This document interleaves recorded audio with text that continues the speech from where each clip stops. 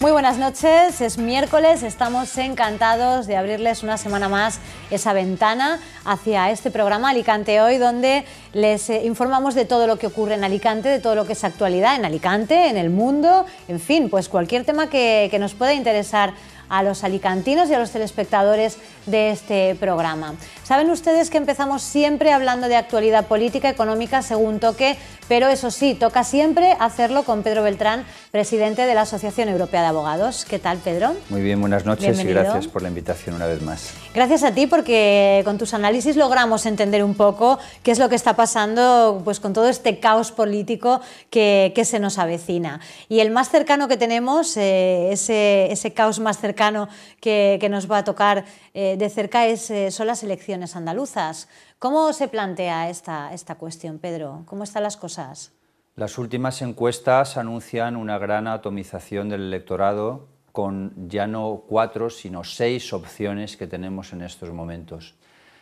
De acuerdo con las encuestas, gana el PSOE, pero muy lejos de la mayoría absoluta, con lo cual Susana Díaz se ha equivocado al convocarlas, porque la pretensión era obtener la mayoría absoluta o acercarse a la misma, no retroceder. Y está clarísimo que va a retroceder. En segundo lugar está el Partido Popular, que retrocede considerablemente. Luego está Podemos, y la gran sorpresa es que cada vez se afianza más Ciudadanos como en cuarto lugar, con alrededor del 14% de los votos, no solo en Andalucía y a nivel nacional. Y un 14% es muchísimo, ¿eh? Un 14% es una suma muy considerable luego si se traduce en diputados. Claro. Y después tenemos la quinta opción, que es Izquierda Unida, que era muy fuerte en Andalucía, recordamos que gobernaba con el PSOE en coalición, y la sexta opción, UPyD. Ciudadanos ha machacado a UPyD. ¿La segunda, perdona? ¿La segunda era? El PP. El PP después del PSOE. Sí. PSOE, PP, Podemos, Ciudadanos, Izquierda Unida, UPyD. Tenemos ¿Y con una 6. diferencia amplia entre el PP y el PSOE? Sí, la diferencia, el PSOE saca un 5% más que el PP. El problema es que los aliados naturales del PSOE son Podemos e Izquierda Unida, pero Ciudadanos se coloca más en la órbita de la derecha. Eso te iba a decir. Es un partido menos conocido, derecha o centro. El propio Albert Rivera hizo unas declaraciones el otro día muy significativas diciendo que él había votado al PP antes de fundar Ciudadanos. Pues ya no se puede decir más claro. Creo que UPyD se equivocó mucho al no fusionarse con Ciudadanos, porque tocaba hacerlo en su momento cuando las encuestas no eran tan favorables a favor de Ciudadanos. Y las dos opciones realmente son muy cercanas ideológicamente. Sí. Pero esta fragmentación va a dar lugar a un absoluto caos, porque no se va a poder gobernar ni en Andalucía ni en ningún otro sitio. Claro. Es muy difícil formar alianzas electorales después, y en cualquier caso no será lo mismo que el bipartidismo al que estamos acostumbrados. Todo tiene ventajas e inconvenientes, pero la inestabilidad no es buena. Me gustaría en este sentido resaltar el excelente artículo que el director del diario Información publicó el domingo en contra de Podemos, que ha tenido una gran acogida en las redes sociales y ha sido muy apoyado. Y el artículo se titulaba "Podemos llamar a esto fascismo", y concluía diciendo "sí podemos". El motivo es que en el diario Información escribía Ángel Luna, antiguo alcalde de Alicante, y Ángel Luna hace unas colaboraciones regulares con periodicidad semanal.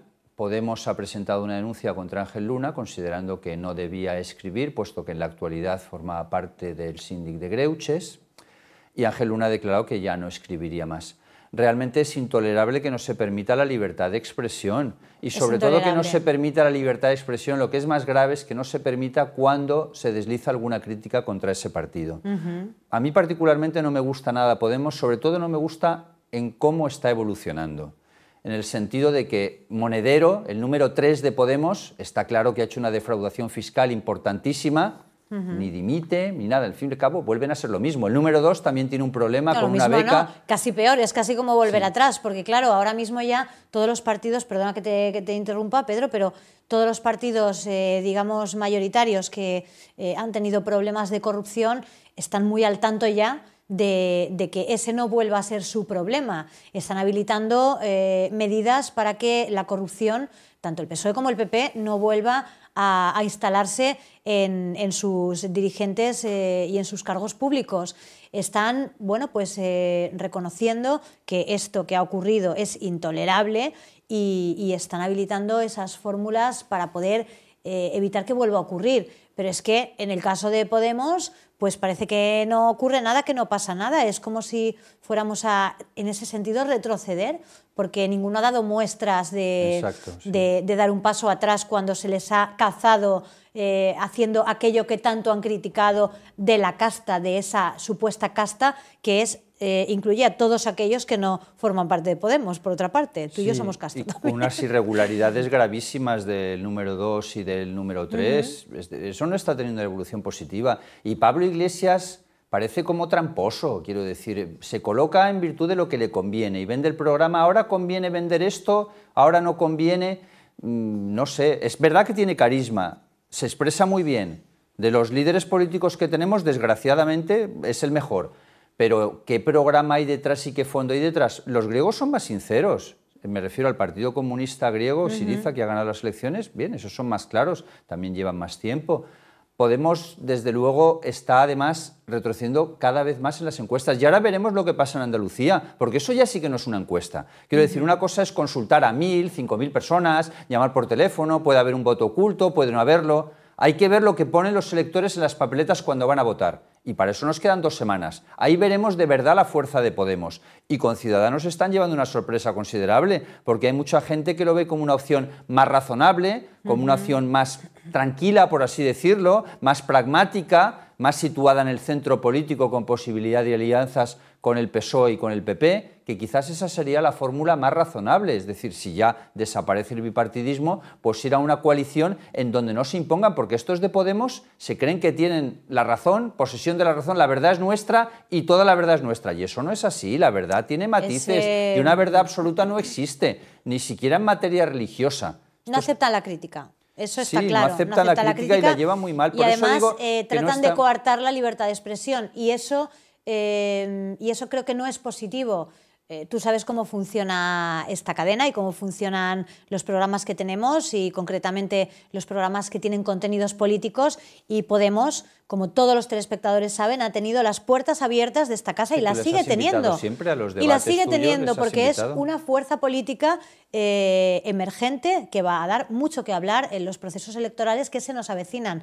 Ojo, pero lo que no se puede tolerar es que ellos no hagan alarde de esa misma libertad de expresión que les hemos ofrecido los medios de comunicación. Me parece absolutamente intolerable y además lo digo a título personal y así lo expresé el domingo avalando y apoyando el artículo de Juan Ramón Gil y por supuesto apoyando a Ángel Luna, que es un gran profesional. A mí el artículo me pareció magnífico, también lo compartí en mi página de Facebook con muchos comentarios y me pareció excelente. Y Podemos tiene un grave problema con Ciudadanos, porque les está comiendo voto también. Y es una opción que se sitúa en el ciudadano, en definitiva, desencantado, que no está contento de cómo se están desarrollando las cosas, que no está de acuerdo con el bipartidismo, que no está de acuerdo con el exceso de corrupción, con los grandes partidos cómo han manejado la situación, pero claro, les está comiendo terreno y ya veremos lo que pasa dentro de 2 semanas. En cualquier caso, Podemos posiblemente lo que yo apostaría es que no van a tener ni siquiera los votos que anuncian las encuestas, que ya no son tan altos, porque en el caso de Podemos se está hablando del 16%, que eso es muy lejano del 25, 26 que hablábamos antes. Sí.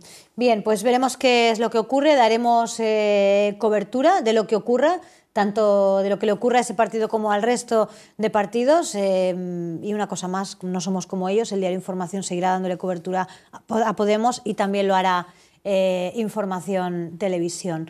Pedro, lo tenemos que dejar aquí. Me he quedado con las ganas de que comentáramos las declaraciones de hoy de Nicolás Maduro, presidente de Venezuela, hablando de Podemos, en las que ha dicho que de calle ganaría las elecciones en España si él aterrizara en este país. Lo dejamos para el próximo día, si te parece. Ese paleto no creo que ganara nada.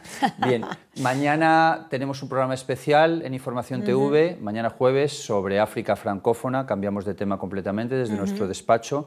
Luego haremos un programa sobre Suiza y haremos 2 programas especiales también sobre las elecciones andaluzas, un antes y después. Los jueves a las 9 es nuestro programa. Estaremos muy atentos. Muchas gracias, Anabel, a ti y a Información TV por la invitación. Gracias a ti, Pedro, como siempre. Señores, nos vamos a publicidad, volvemos enseguida.